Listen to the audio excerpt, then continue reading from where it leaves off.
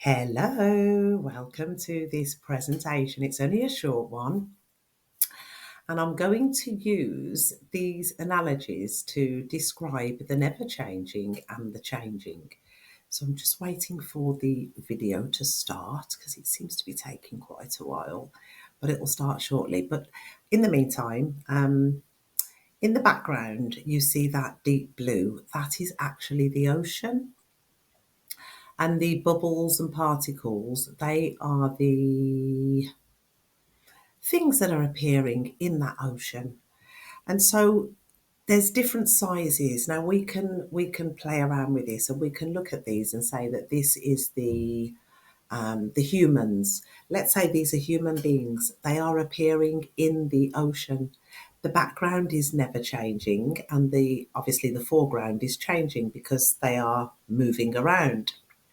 We can also say that these are animals or nature, trees and so forth. Everything is moving in the ocean.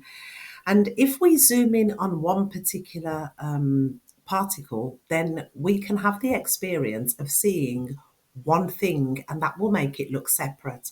But if we just look at the whole picture, everything is equal in that ocean. Now, let's call the bigger bubbles, let's call those negativity, and let's call the smaller ones positivity. They are both arising at the same time. There's no inequality. Everything effortlessly arises. So to understand our true nature is to understand the background, which is the never changing, but it is also to understand that which changes because they're not separate. The only challenge that we tend to have is if we are just focusing on the never changing, we're just being that. We are not paying any attention to the changing. That doesn't work. It's called unbalance. So, yes, there can be an integration of understanding the never changing because we've focused for years on the changing, but eventually they do need to be married because otherwise it will be lacking love. So, this is a really good, I think it's a really good analogy of how to describe life taking different patterns, different shapes, different forms, and it's all happening in the empty, open ocean. The ocean is not getting involved, it's just there, the presence of the ocean, the power of the ocean, and the intelligence of the ocean. And so those particles have all got, they are the ocean, they are part of the ocean, and they are arising in the ocean. So that is the changing and the never changing. Now I'm going to change the image. Let's take another look at the ocean. So this ocean, we're seeing the top. We was looking underneath and now we're looking at the top, and you can see waves are crashing. Now, if one of those particles was a human, and it was standing with its face towards that crashing wave, it would appear that life is beating it up. But actually, life is spontaneously moving. And it's because of the resistance to that which is happening, what makes it appear that life is really beating me up. And you know what? That is a real experience. But life is always synchronized and life is always in flow. It doesn't just become synchronized or in flow when we pay attention to it, we just recognize it. But it was always doing that, but our attention was elsewhere. I want to show you another image of life. Well, it is life, but I'm using water to describe life because I think water, because it's transparent and because it's effortless, it's easier to understand. If you was to walk up to this well of water and put your hand in, you're not going to collect blue water. You're going to collect transparent water. That's the fascinating thing about life, is that it's illusionary. It looks like it's a blue ocean, but when you actually go up to it and touch it, it's water. It's transparent. It has no colour.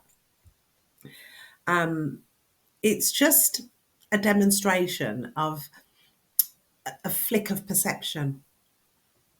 So, all through life, this is what is happening. The background is never changing, it's just stable, it's like a blank canvas. But what changes are the bubbles, the waves, the patterns. And that is who we are. So I'm going to focus that on us. I'm going to leave nature alone and leave objects alone, natural elements. I'm just going to focus that on us. We are that background and we are the wave. I mean, here there is no background. Everything is moving on the surface. So we're on the top of the water and you can see that you cannot see the background and the foreground, but it is all the water. It's where it is still never changing because the water doesn't change. It's not changing. It's just moving. It's being danced. It's being lived. So when it comes to self-realization, it is to recognize who you are, and who you are is present. At this moment, you are present. When you pay attention to the presence, you will also notice that that is power. Some people call that power potential and possibility, and it's the same thing. You're full of power. You are also intelligent. If I was to say to you, what are you feeling now? And you can say anger's arising, or I feel anger, or there is a feeling of anger, depending on where the identification with that which arises is, depends on the language. So you're telling me that there's a feeling of anger. Who told you it was anger? Did somebody actually take that energy, hand it over to you and tell you what it was called? No, you are intelligent. You know the vibration of anger. You know the vibration of guilt. You know the vibration of sadness. You know the vibrations because you are the intelligence in which those vibrations appear. What I'm going to look at next is, and I'm going to tell you before I go into this slide, I'm just going to take the water out of the ocean, but leave it as the water so that you can see how we can really have the experience and the belief that we are separate from the ocean. We're not actually separate from the ocean, but that's the experience that we can have, that we are one thing. And it's a real experience because there is no ocean there, but there's just one thing. Another way to look at the never changing and the changing, I've decided to use clouds because the background is never changing and the clouds are ever changing. So that's the simplicity of who we are. Never changing and changing is happening at the same time. They're not separate things. They are both happening because the changing is happening in the never changing. The cloud is happening in the blue sky. It's not separate. If you go up to the sky, you cannot find where the cloud and the sky are separate. They're not. The cloud is actually in the sky, but it appears to be in front of the sky. So the thing that happens is, so the bubble, that which arises, or the fountain, we're going to call that the human experience. And the human experience is built on two things. Well, there's two things I'd like to talk about. It's not just two things. We're going to talk about vibration and frequencies. The vibration is sound. So words carry vibrations. So does music. It's the vibration. That vibration then has a frequency with it. So the vibration is the sound, so the sound of words, and then the frequency matches the vibration. What most of us have done is we've had experiences that are a low frequency. So we've experienced grief, anger, loss, challenges with well-being. So that can be environment, things happening in the house. Relationships is a big one. Career, finances, so forth. And so that is the frequency. That's the frequency experience. It's like tuning into a radio station and you are paying attention to that radio station and believing it that this is what it's saying. But the vibration is prior to the frequency, and the vibration are the words that we speak. So if there is a low frequency experience, if there is anger, grief, feeling that you're not self-realized, I need to wake up, this is not fair, if that is the narration that's taking place in the mind, in one of the energies, which is in the background, those are all the thought forms and emotions coming forward. If we activate it with the vibration of words, we've given power to that frequency and it stays. It appears to stay. So this is not law of attraction, law of cause and effect, law of, but these universal laws are always working. However, I don't think that it is wise to try and manipulate the laws. So I'm not saying the law of attraction doesn't work. It does, because the vibration attracts the frequency, and then the frequency keeps you locked in that vibration. So that is how it works. It's just like cause and effect. If you have got a dry floor and you tip some water on the floor, what happens to the floor? It becomes wet. The cause is water hitting the floor. The effect is that water is now, it's very straightforward, cause and effect. If you drink lots of alcohol, that's the cause. The effect is you could be sick or intoxicated. It's so, don't complicate this. It's so obvious, cause and effect.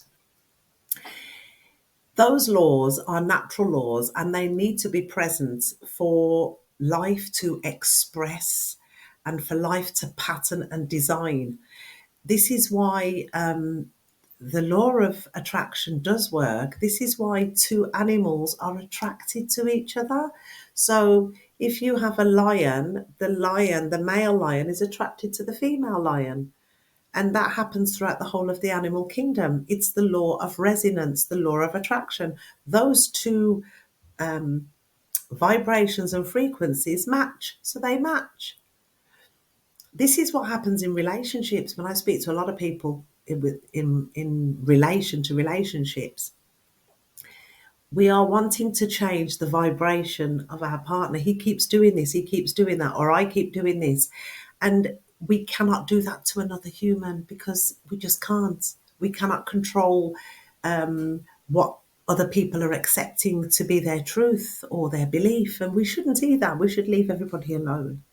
So let me explain now a way that we can be in harmony with the laws without manipulating the laws, without resisting and allowing the flow of life. And what I'm about to share with you is so simple, but you cannot believe me. You have to put it to practice. Take a challenge in your life right now. Any challenge, doesn't matter what it is, doesn't matter. Take a challenge. And I want you to ask yourself if you are aware of the challenge, or is the challenge aware of you? So hopefully you've looked at it and you have come to realize that you are aware of the challenge. It could be the arising of negative emotions when you hear a song. It can be anything. It doesn't matter what it is. Are you aware? You're going to say yes. Of course you're aware, because that's why it's there, because you're aware of it. Now, you ask, am I aware? Don't worry about what I it is, whether it's the infinite I or the small I. Forget that for now. Just ask yourself, am I aware? If you're skeptical of using I, you could say, is there an awareness? The answer's going to be yes. Do you know what you say?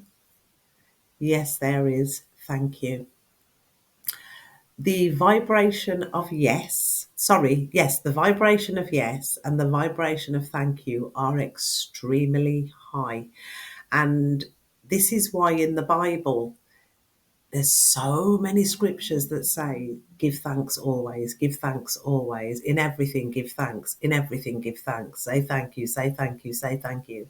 Because when you say thank you, thank you, thank you, I am not joking, the vibration, in a short space of time, the vibration goes quite high. But what tends to happen, because the habit to go in the lower frequencies is more familiar. You know, you've got used to listening to, I don't know, rock music rather than classical music. Rock music sounds familiar. So what you do is you don't fight the rock music. You don't fight anything. You just ask yourself the question, am I aware, or is there an awareness of this thing? Yes, there is. Thank you. And then ask it again. But is there an awareness? Yes, thank you. Is there an awareness of it? Yes, there is. Thank you. Is there an awareness of it? Yes, thank you. And you keep asking that question. Personally, um, the best time to try this is when you are not faced with any challenge, and to try it with things that are impersonal. It works like magic. Honestly, it works so quick. It is magic. Look outside, look at a tree, look at the grass, look at something outside and just ask, is there an awareness of this? Yes, there is, thank you. Is there an awareness of it? Yes, there is, thank you. Is there an awareness of this thing? Yes, thank you. And then you can stop asking, is there an awareness? After a few minutes, I don't know, 100 yes, thank yous, you can then just have the mantra of yes, thank you. Yes, thank you. And as you do that, you are going to become more aware of thoughts coming up and possibly feelings, which is called the pain body. You don't have to fight with them. You ask the same question because now you've got presence power. You've built some presence power. You've been asking, am I aware? Yes, thank you. Am I aware? Yes, thank you. Or you can say, am I present? Yes, thank you. Am I present? Yes, thank you. Am I present? Yes, thank you. Am I present? Yes, thank you. It doesn't matter what word you use. Am I conscious? Whatever word resonates. But the point is to notice that you are aware of whatever it is, you know, a thought, a feeling, another person doing your head in or not doing your head in, or a wish or a desire, fear, doesn't matter. Just ask, am I aware? Yes, thank you. Am I aware? Yes, thank you. When you've asked that a number of times, you can then have an inner mantra of yes, thank you, yes, thank you, yes, thank you. So when thoughts and feelings do come up, you won't be pulled. You don't get pulled that easy because you've got presence power. If you remain faithful to that, if you just keep, when you remember, just have that inner mantra inside, your mind will very quickly pick up the mantra, yes, thank you, and let it do it. It's better than it telling you that you're not worth it, or you're running out of time, or you better get this done. Let it do it. Have that inner mantra. Another one is to smile inside. Smile inside. Because when you're doing that, you are disconnecting from positive and negative, and you are being your true nature, which is presence, which is power, and which is all intelligence. And when you are being that, happiness arises. Happiness, joy, peace are not part of the positive negative dance. Those things naturally arise. And because you are intelligence, the frequency and the vibration is higher, and you get to hear wisdom. You get real wisdom because you've lifted the frequency, you've unplugged from the dualistic mind. It's that easy. That's how easy it is. It does not matter where you are identified. You can be identified with the body, you can be identified with thoughts, feelings, you can be in effortless being. It doesn't matter. The thing to know is you are the background, you are the stillness, you are the ocean, and you are that which appears in it. That which appears in it is governed by frequencies and vibrations. And the frequency and vibration is the nature of the game. That's why we say the game is a real experience. Anger is a real experience. Happiness is a real experience. Well, happiness is your natural state when you are unplugged. So, how you do it, when you ask, am I aware? Yes, thank you. What you're actually doing is you are not having a desire, you're not being fearful, you're not attaching yourself to anything, and you're not pushing anything away.